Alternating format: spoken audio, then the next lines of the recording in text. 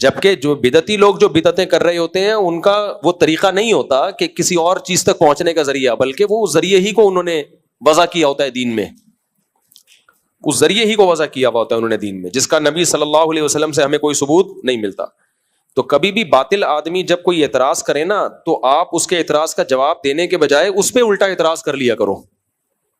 آپ کہا کرو کہ اچھا تم جو کچھ کر رہے ہو اگر یہ بدعت نہیں ہے تو پھر بدعت ہے کیا، آپ خود بتا دو ہمیں.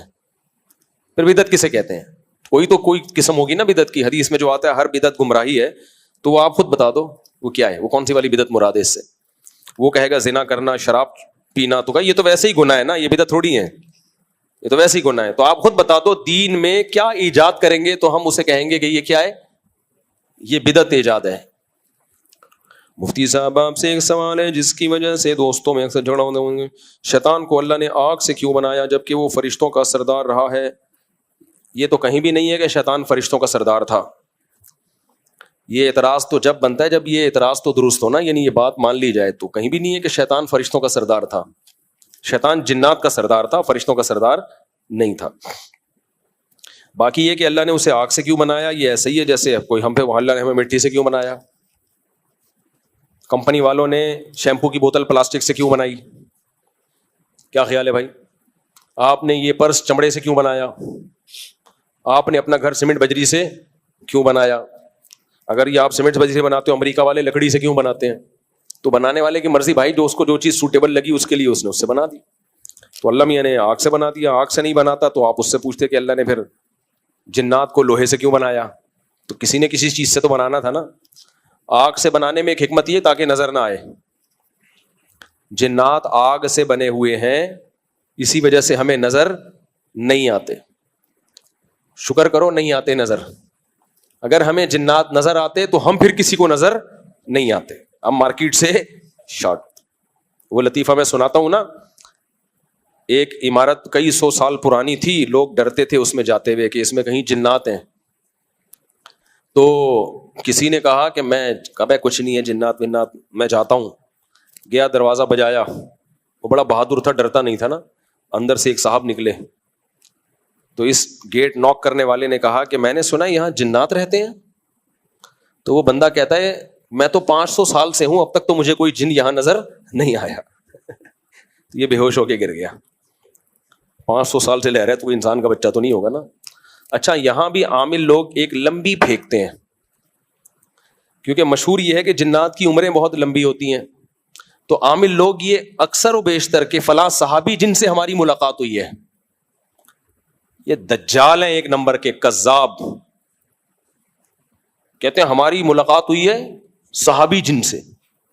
جھوٹ بول رہے ہوتے ہیں اور پھر دلیل یہ دیتے ہیں کہ دیکھو ہم نے، اس صحابی نے ہمیں یہ بتایا تو ہماری یہ خبر سچی نکلی. تو صحابی تو غیب کا علم نہیں بتاتے کبھی کسی کو. تو یہ پھیکو ہوتے ہیں، بہت بڑے پھیکو ہوتے ہیں. ان سے ڈرو مت، ان کو ڈراؤ. سمجھ رہے ہو؟ ان کو ڈرایا کرو، ان کو بولا کرو. اب کیسے ڈراؤ یہ میں مائک میں نہیں بتا سکتا. ان کو ڈرایا کرو، گالیاں دیا کرو ان کو موٹی موٹی. اس گالیوں سے یہ ہوتا ہے آپ کے دل سے ان کا تقدس نکلے گا. جب تک یہ تقدس نہیں نکلے گا نا، جن چڑیل بھوت سے تم نکلو گے نہیں باہر. وہ بیان کے دوران وہ واقعہ تو ادھورا ہی رہ گیا تھا نا. میں جب یہ کہہ رہا تھا نا یہ مذہبی لوگ کے بارے میں ہے کہ ان میں برداشت نہیں ہے، لوگوں میں ہم نے مشہور کیا ہوا ہے. تو وہ جو میرے خلاف فتوے دیتا ہے نا عورتوں کا بنیان سونگنے والا، تو میں نے کچھ لڑکوں کو بھیجا کہ یار جا کے اس کی ریکارڈنگ کرو، اس کے خلاف ہم FIR کاٹتے ہیں، لوگوں کو قتل کی دھمکیاں دے رہے ہیں. تو ہمارے جب لڑکے گئے تو وہ کہہ رہے ہیں اتنا چیخ چیخ کے بیان کر رہا تھا کہ کان پھٹ رہے تھے، کان پھٹ رہے تھے. تو میں نے کہا وہاں محلے والے کیسے سنتے ہیں؟ باقی محلے والے بھی بیچارے مجبور ہوتے ہیں کہ بھائی آرام سے بات کر لو، چیخنے کی کیا ضرورت ہے. اچھا میرے بھائی مفتی صاحب آپ ایک سوال ہے جس کی وجہ سے دوستوں میں اکثر جھگڑا ہوتا ہے. یہ تو ہو گیا. ہاں ہم ظہر کی 4 رکعت سنت پڑھتے ہیں تو نیت کرتے وقت سنت ہی کہتے ہیں، اور نیت کہتے ہیں نبی کے قول و فعل اور تقریر کو.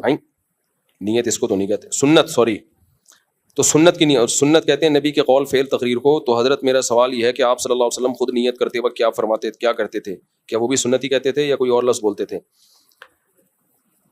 یہ جو نیت کے بارے میں ہم لوگوں نے اتنا تکلف کیا ہوا ہے نا، 4 سنت اور 2 سنت 2 نفل، اس تکلف کی بالکل ضرورت نہیں ہے. نیت کا فلسفہ کیا ہے یہ سمجھو. نیت کا فلسفہ کیا ہے؟ نیت کا فلسفہ یہ ہے تمییز العادہ عن العبادہ، پھر تمییز جنس العبادہ عن عبادت آخر. عادت اور عبادت کو ایک دوسرے سے جدا کرنا. یہ فلسفہ نیت کا سمجھ میں آ گیا نا تو مسئلہ حل ہو جائے گا. مثال کے طور پر آدمی بعض دفعہ ویسے بھی قبلے کی طرف رخ کر کے کھڑا ہوتا ہے، بعض دفعہ ویسے بھی ہاتھ باندھ کے کھڑا ہوا ہوتا ہے، تو یہ تو عادتاً ہوتا ہے نا. تو یہ فرق کرنا کہ یہ میں بطور عادت کے نہیں بلکہ نماز کی عبادت کے طور پر میں کھڑا ہوا ہوں، اس کے لیے نیت کرنی پڑے گی کہ یہ نماز والا کھڑا ہونا ہے، یہ ایویں نہیں کھڑا ہوا میں، یہ نیت کے بغیر ممکن نہیں ہے. تو اس لیے اتنی نیت ضروری ہے کہ میں نماز پڑھ رہا ہوں. آئی بات سمجھ میں؟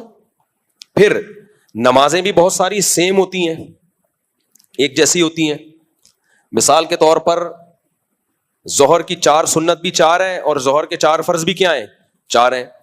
تو اتنی نیت کہ یہ فرض ہیں، فرض کے علاوہ نماز نہیں ہے، تو یہ نیت بھی کیا ہے؟ ضروری، ورنہ اس کے بغیر پتہ کیسے چلے گا کہ آپ نے پڑھا کیا ہے.